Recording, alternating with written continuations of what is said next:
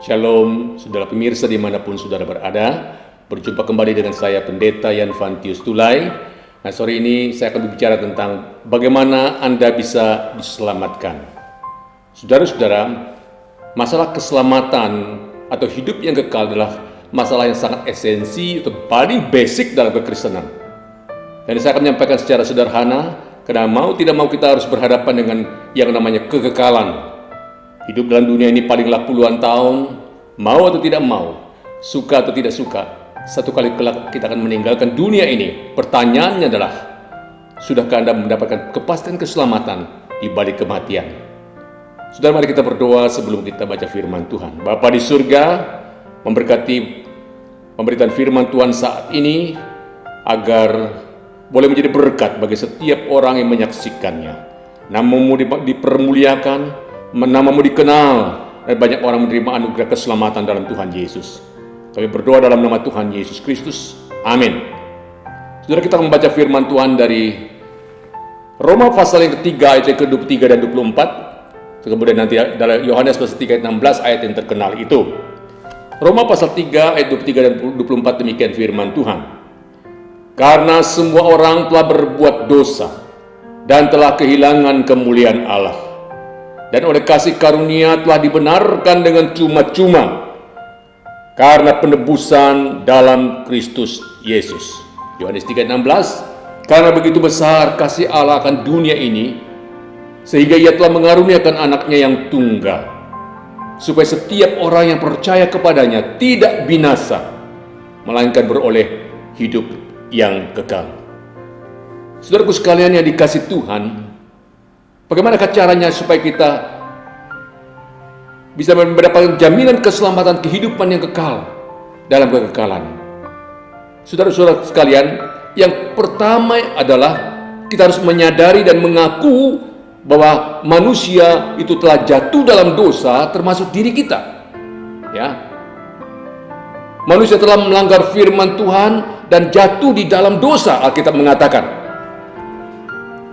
tidak ada orang yang tidak berdosa. Semua orang telah berbuat dosa dan telah kehilangan kemuliaan Allah. Dan Pengkhotbah pasal 7:20 mengatakan bahwa di dunia ini tidak ada orang yang saleh yang tidak pernah berbuat dosa. Itu tidak ada. Semua orang telah berbuat dosa. Kabar baiknya adalah kalau kita mengaku, Tuhan akan mengampuni. Jika kamu mengaku dosamu, maka Allah itu setia dan adil, sehingga Ia akan mengampuni segala dosamu dan menyucikan engkau dari segala kejahatan. Jadi yang pertama dan terutama adalah sadar dan mengaku bahwa kita adalah orang yang tidak layak, orang berdosa di hadapan Tuhan. Itu yang pertama.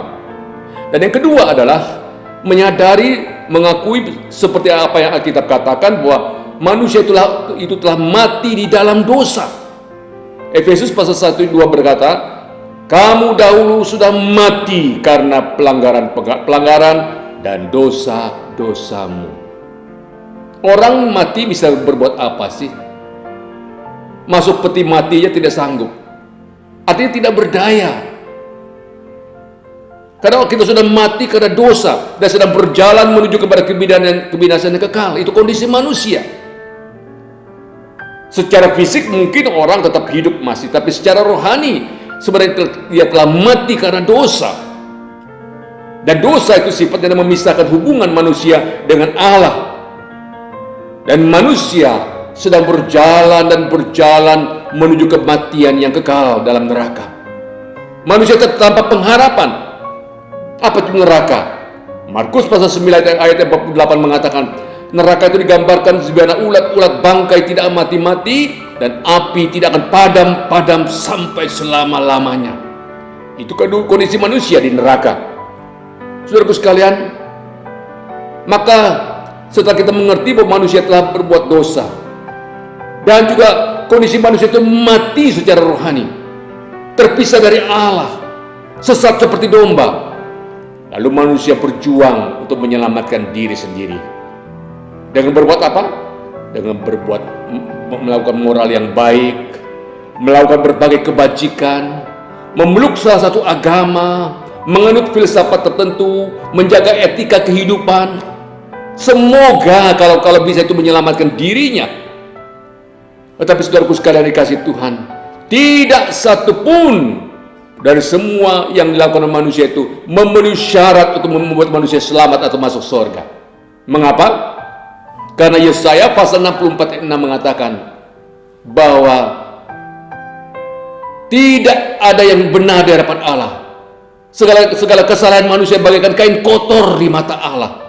Bayangkan saja kalau yang dianggap saleh, benar, suci oleh manusia di mata Tuhan itu seperti kain yang kotor, yang kain yang menjijikkan, apalagi yang tidak saleh. Karena itu kalau mengandalkan diri, tidak bakalan seorang pun yang bisa selamat atau masuk surga. Itu sebabnya Efesus pasal 2 ayat 8 mengatakan bahwa karena kasih karunia kamu diselamatkan oleh iman. Itu bukan hasil usahamu, tetapi pemberian Allah. Itu bukan hasil pekerjaanmu. Jangan ada orang yang memegahkan diri. Artinya kalau kita bisa masuk surga, bisa selamat, itu bukan karena kemampuan kita, jasa kita, perbuatan baik kita, amal ibadah kita, bukan. Tapi hanya semata-mata karena anugerah Allah yang menyelamatkan orang percaya. Apa itu anugerah?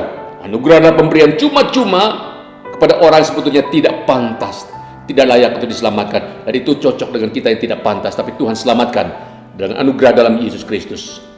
Itu yang ketiga. Yang pertama tadi apa? Semua manusia telah berbuat dosa dan manusia mati secara rohani. Alkitab mengatakan upah dosa adalah maut. Maut artinya manusia terpisah dengan Allah untuk selama-lamanya dalam kekekalan. Dan yang ketiga, manusia berusaha untuk mencapai keselamatan dengan berbuat baik, berbuat amal, beragama, tapi tidak satu pun dari usaha manusia itu memenuhi syarat untuk menyelamatkan dirinya. Saudaraku sekalian, kabar baiknya yang keempat adalah Yesus Kristus adalah satu-satunya jalan ke surga. Yang pertama, manusia berdosa, tidak layak. Yang kedua, manusia telah mati secara rohani. Yang ketiga, memang manusia berusaha tapi tidak dapat. Segala perbuatan manusia tidak bisa menyelamatkan manusia. Sampai poin ketiga ini manusia frustrasi, tidak mungkin dapat keselamatan. Puji Tuhan, ada poin keempat sekarang. Yesus Kristus adalah satu-satunya jalan ke surga. Saudaraku sekalian, perhatikan diagram yang saya buat, yang saya ambil dari Yohanes pasal 16 ayat 28. Di mana firman Tuhan berkata, Tuhan Yesus berkata begini, aku datang dari Bapa, perhatikan panahnya dari atas ke bawah. Dan aku datang ke dalam dunia. Setelah dia selesai mengerjakan karya keselamatan, berkorban di kayu salib, bangkit pada hari ketiga, maka pada suatu saat dia naik ke surga, maka panahnya naik ke atas. Sehingga dalam Yesus Kristus yang telah mati dan bangkit, itulah manusia bisa diselamatkan. Aku datang dari Bapa dan aku datang ke dalam dunia ini. Aku meninggalkan dunia pula dan pergi kepada Bapa. Artinya apa? Lalu lintas dunia dan surga dilewati oleh Yesus. Itu sebabnya dalam Yohanes pasal yang ke-14 ayat 6, kata Yesus kepadanya, akulah jalan dan kebenaran dan hidup. Tidak ada seorang pun yang datang kepada Bapa kalau tidak melalui aku, kata Tuhan Yesus. Artinya apa? Yesus satu-satunya jalan untuk mendapatkan kerajaan surga, untuk masuk ke dalam kerajaan surga. Karena dia telah datang dari surga ke dunia dan dunia ke surga. Jalan itu telah ditempuh oleh Yesus sehingga dia bisa menjadi jalan bagi kita. Saudaraku sekalian, itu sebabnya Kisah Para Rasul pasal 4 ayat 12 berkata, dan keselamatan tidak ada dalam siapapun juga selain dalam Dia.